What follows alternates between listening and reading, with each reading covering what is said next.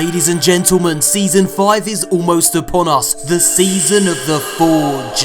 Those of you itching to get your grind on have been blessed with not one, not two, but 3 pinnacle weapons. Each weapon has its own unique perk and questline. I love the smell of new meta in the morning, smells like victory, baby. And let's not forget the Black Armory, the first DLC drop from Forsaken's annual pass. New quests, new exotics, a new raid lair, and a brand new activity, the Lost Forges. We're also going to look at a potential last word tease that Bungie snuck into the background of this promotional artwork, the cheeky bastards. Not to mention a breakdown of Activision's somewhat controversial earnings reports, Bungie's response to it and what this could mean for Destiny's future. Plus a breakdown of the disastrous consequences Article 13 could have for YouTube, creative freedom, and our precious memes. This really could F it all right up. And on a somewhat lighter note, 2 exotic engrams that I've been saving to open for this here video. I know you love that sweet precious loot as much as I do, so without further ado, let's effing well do this.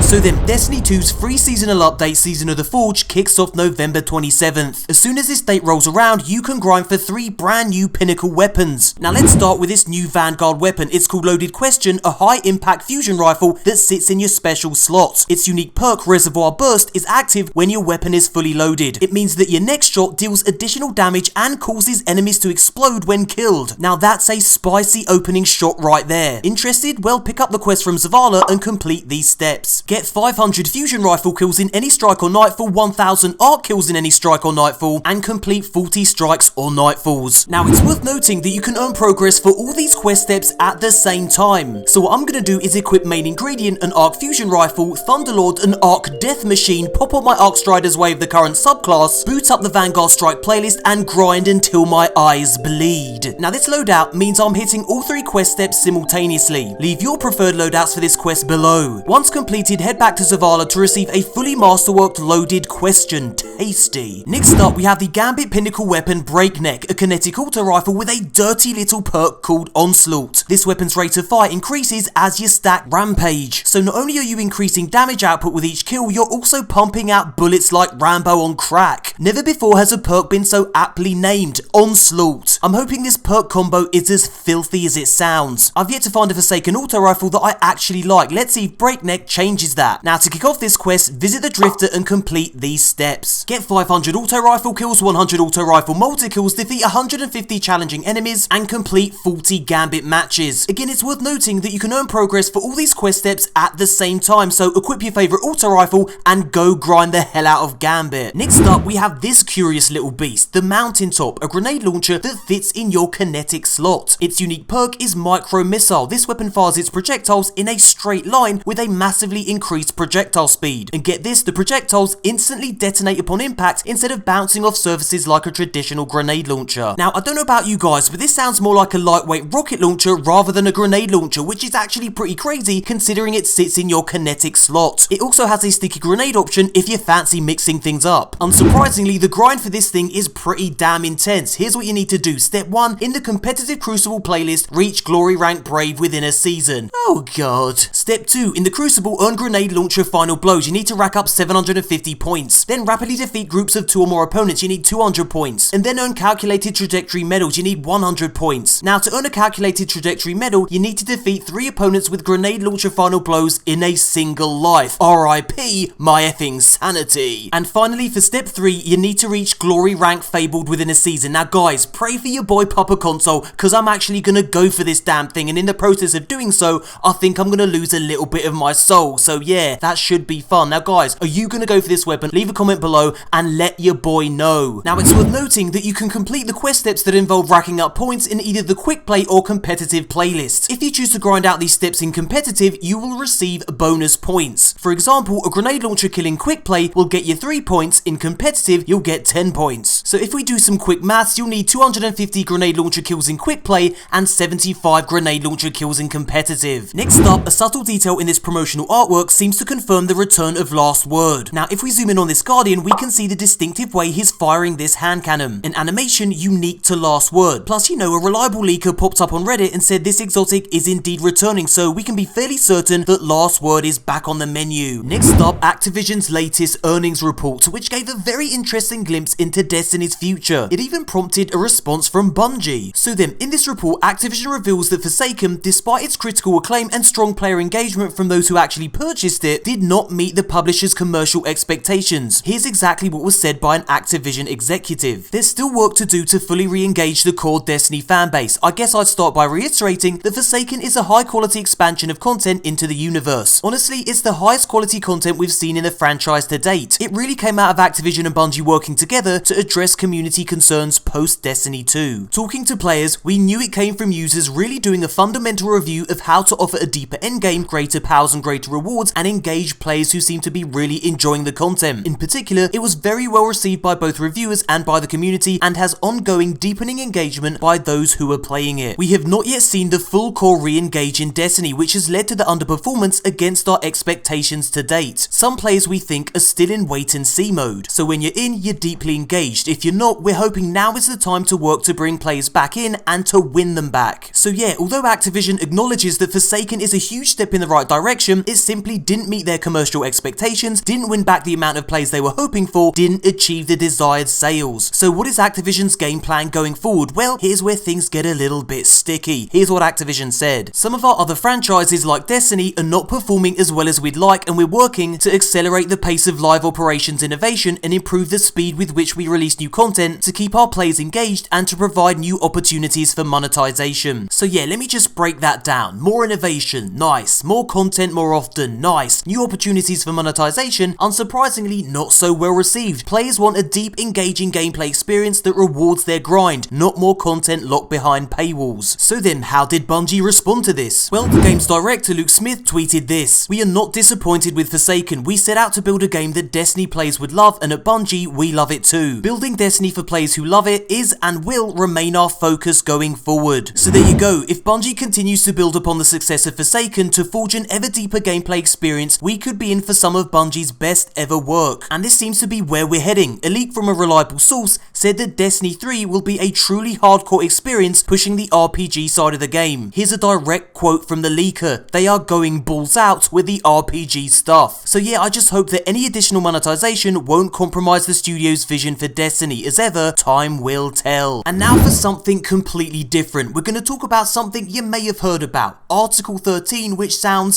it genuinely sounds terrifying. So I'm going to take off my MoreConsole hat and just speak to you as Alan. Hello, my name is Alan. If you didn't already know, I love to make content for you guys, and I've been doing it for like 6 years now. Well, Article 13 may take down not just this channel, but millions of channels across Europe, destroy creative freedom, and drastically change the internet. So let me try and explain how Article 13 works. Article 13 is part of a proposed EU copyright legislation created with the intent to better protect copyright holders' content online, which, yeah, that's a good thing in theory, but Article 13, as written by the European Parliament, will, according to YouTube, have serious unintended consequences. It'll mean that YouTube is now directly liable for all copyright infringement by its users, and with more than 400 hours of videos being uploaded every minute, it would be impossible, given the complexity of copyright ownership, for YouTube to take the financial risk of accepting uploads. YouTube would therefore be forced to simply block millions of videos, old and new, in Europe.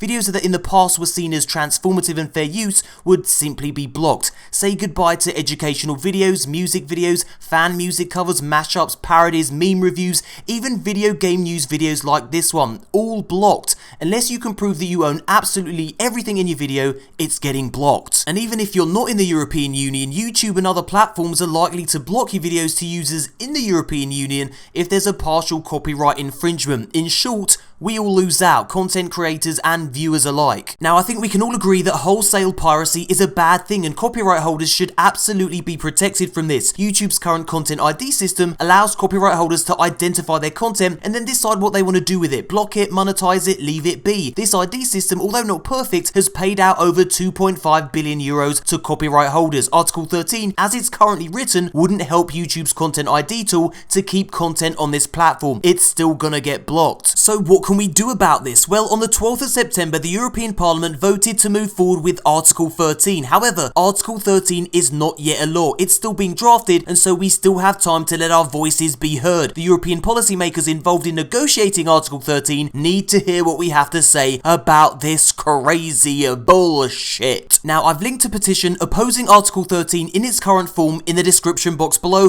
which already has nearly 3 million signatures. You can add your voice to this growing movement by simply clicking the link and adding your signature. Let's keep creative freedom alive, and by God, let those goddamn memes burn bright. Nice one. Okay, it's time for some loot now. Right then, it's time for my favourite part of the video, the part where I open up some exotic engrams, and as you can see, I've got 2 of the little bad boys. Now, I'm hoping that I don't get any exotic duplicates, but I really do want to get these shards of Galena. I've yet to get those exotic hunter gauntlets, so I'm hoping to get those within these 2 exotic engrams. So let me put myself out of my misery and let's effing well do this. Shards of Galena, can I please get them? No, we've got goddamn Aeon Swift, which I'm never going to use. Useless. That's an exotic duplicate. One of the worst exotics for me, I must say. So that was a really bad start. Can we make up for it by getting shards of Galena? I do not want to get another exotic duplicate. That would suck balls. Here we go. Booyaxy shaxy. Oh shit! Finally! Effing finally! We've got shards of Galena. Oh my god, at last. Wow, okay. So let me just, I'm actually shocked. I genuinely didn't think I was going to get that. So as you can see, side by side, we got the worst and one of the best gauntlets for the hunters. So let me pop this on. Let me pop that on. I'm going to be actually quite excited to see what that actually looks like in game. A booyaxy shaxy. There we go.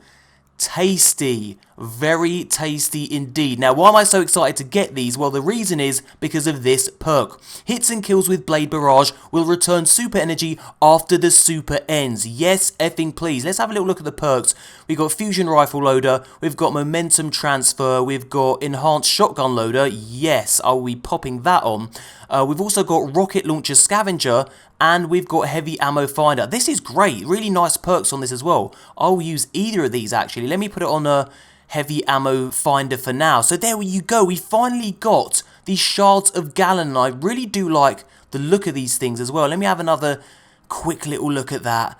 The search for these things is over. And actually, do you know what? We've got to pop this on, otherwise it just doesn't make sense. There we go. Now that's it. Let's move the F on. So yeah, thanks for watching, guys. I hope the Article 13 stuff didn't get too boring for you. I don't usually cover non-Destiny related stuff on this channel, but you know, sometimes stuff is simply too important to ignore. So yeah, thank you for that. If you enjoyed this video, feel free to give it a thumbs up. It'll help spread the word on Article 13 and let me know that you like this kind of content. If you want to see what Bungie has in store for us in Seasons 5, 6 and 7, click the on-screen image. Thanks again, my friends, and we'll speak again very soon.